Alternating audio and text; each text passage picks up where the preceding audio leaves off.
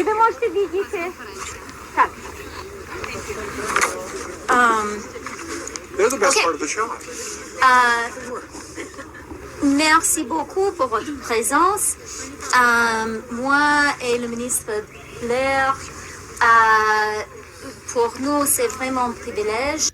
Hey everybody, Marcel Ernie Racing. I know I haven't done much news lately. What is it, February 25th? I've been busy dirt biking on the sand dunes, the Imperial Sand Dunes. Chrystia Freeland, let's maybe fast forward to when she's speaking English. Qui sauve les vies. So it's just a huge privilege for me to be here today, and I think I speak jointly for myself and Minister Blair to see the amazing work our Canadian men and women in uniform are doing here with Operation Unifier. The work they are doing here is literally saving lives. Through Unifier, Canada has trained 40,000 Ukrainians.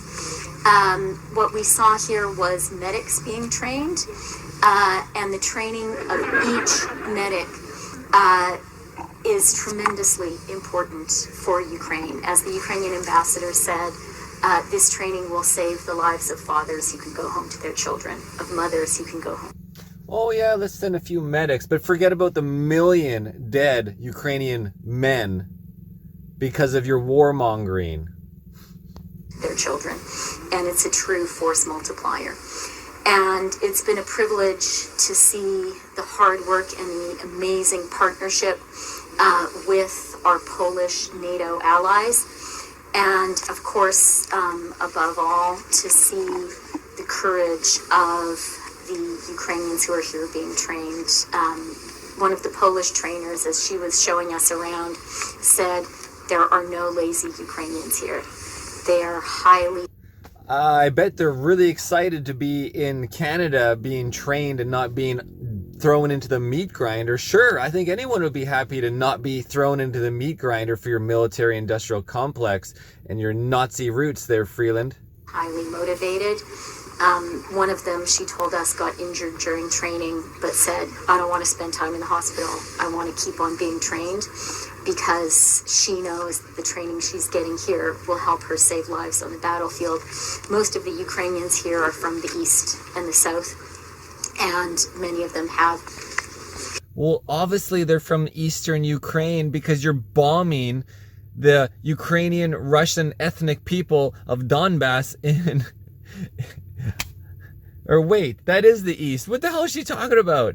They're mostly from the eastern, southern Ukraine. Well, they're not from full-on eastern Donbass, for sure, because they're being slaughtered by your Ukrainian Nazis. Seen combat already, so they really know why the training they're getting is so important. And I think as Canadians, we should all be really proud at the contribution that we are making. Having been in Kyiv yesterday, I think we arrive here more confident than ever that Ukraine can, must, and will win, and that Putin must... Ukraine can, must, and will win. They just keep beating the dead horse, The war was lost 2 years ago, and it's continuing to be lost, and all you're doing is throwing more people at the meat grinder to continue your military-industrial complex. Your war is peace is insane. You are killing people. Freeland should be on the front lines, and then we could be done with it. Be defeated. That's why we're here. And if I may simply add, in 2015, with the illegal invasion by Russia of the Crimea and the Donbass region, Canada came to Ukraine and began to train through Operation Unifier their Ukrainian armed forces.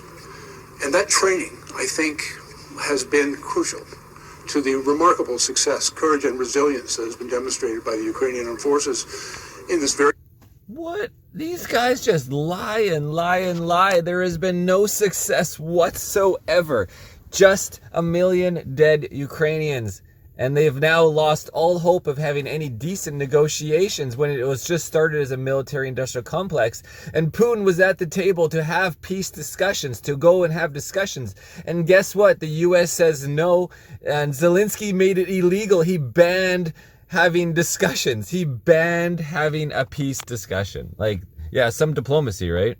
Difficult fight.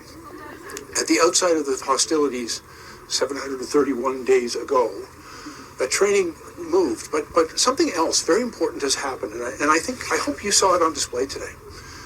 The free world, all of Europe, the United States, Canada, and many others around the world have united in their support of Ukraine, and we stand. No, you asshole politicians have united in your warmongering, money-making, military-industrial complex. The citizens of your G7 countries, we have united in hating how the food costs double, how rent and housing costs double, and how we're entering a freaking depression if we're not already there because we can't afford you guys killing us financially on purpose.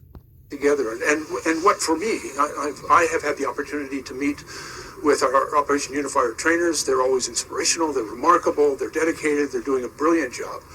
But to see the efforts of the coalition, the fact that we are standing here in Poland, working alongside our Polish allies, and the supports that are being provided to Ukraine are really part of a united coalition of countries absolutely committed to the victory for Ukraine. To the extermination of everybody in Ukraine. And so BlackRock and everybody else is already buying up all of that fertile land, which is the best dirt. One of the best dirts in the world is below Ukraine. Yeah, guys, kind of freaking fantastic. War is peace, you assholes. To standing up for the rules that have kept us safe for over 80 years. And we are all committed to Ukraine's victory and Putin's defeat. And there is a remarkable effort that is going on, and the most important part of that is the men and women who you see before you today, who are standing behind us, who are providing that training, their commitment to each other. The common experience of soldiers from around the world unites them, but they're also united in defense of our freedom. It's so funny how, like, they are pushing communism, and it's right in your face. They do it every single day. It's like, oh, yeah, communism is bad. Hey, guys. Yeah, here you go. Here's some ammunitions. Let's fund the other sides of the war. Let's create wars. Oh, yeah, and let's push communist regimes on everybody secretly, but it never went away. Mr. Blair, I will ask you a question, and Mr. Freeland, if you can answer the part in French, I would really appreciate it. Avec plaisir. Okay. It's about the millions in new military aid. What's the timeline, and what's the specific thing you will provide to Ukraine? Is this that kind of thing, like training, or there is munition? There is. The answer to your question is yes. All of those things. But what especially? Well, for example, a week ago Monday, or a week ago tomorrow, I was able to announce that Canada's providing over 800 new drones that are actually manufactured in Canada. It's about a $95 million investment, but it's not just the drones, but it's all the training and supports that Ukrainians need in order to use those effectively. We've heard very clearly about the urgent need of munitions, air defense systems, other artillery shells, and drone equipment, and we are responding to those needs as quickly as possible. I was very pleased working with a Canadian company that will begin the delivery of those drones. And as early as the beginning of April, which is in as much on time as we could possibly achieve. There have been some challenges in providing Ukraine with what they need. We work very closely with them. We work with all of our international partners. We recognize that production is prevention, and we need to do better. And all of the free world, our European allies, the United States and Canada, are that the Ukrainians need. Again, the support that we're providing is in the Ukraine, but they need our help, and we're going to continue to provide it. OK, merci pour la question. Alors, hier, oui, c'était hier à Kiev. System in English, and whether there's any update on timeline there. I think a month ago we were supposed to be closer to getting it. Yeah, I mentioned it just now. It's something we're very, very focused on, and Bill is the guy who's leading the charge, so I'll maybe let him say a few more words. To be clear, Canada has previously donated now some missiles to Ukraine, but they need additional systems. when they made that need known to us, we actually committed $400 million, and we looked for the fastest way to deliver those systems to Ukraine.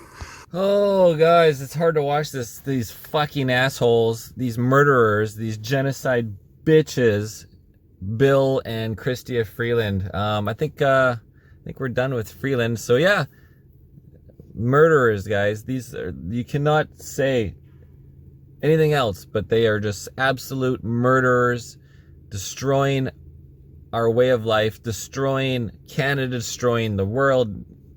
It's so frustrating, huh? At setting up production lines in Canada or expanding them and producing ammunition, not just the training round that we currently make, but ammo that can actually be used. Thanks. And you know, there are issues both of the missile itself and the propellant that is required. We're working with Canadian industry. You know, we are working with them right now to determine what investments have to be made to increase production. There you have it. What investments need to be made to produce the military-industrial complex, ammo, vehicles, missiles, infrastructure, Titanics, the giant war machine that constantly uses all our excess money. So there's any money that would ever be excess to help man, to help our health, to help our community, to help our country, to help our planet. All of that is made sure to be wasted on building a superstructure for the military-industrial complex every 5 years and throw the old superstructure away. It's non-useful. You got to keep building new monster machines that actually serve no purpose whatsoever, and they just go bad, and you need to build new ones and new ones and new ones. And all you got to read is start reading the book 1984, guys. It's just very simple, put in front of you. You see it all, very simple. Farm care. You've made a deal with the NDP. How does this affect your spring budget in terms of the cost of launching with this initial sort of umbrella of drugs? Et si vous pouvez répondre en français également. Avec plaisir. Thank you so much. Okay, so we are not here to make a pharmacare announcement, and I won't be making one. Having said that, we have been having very, very productive conversations about pharmacare, conversations about what and how we can deliver.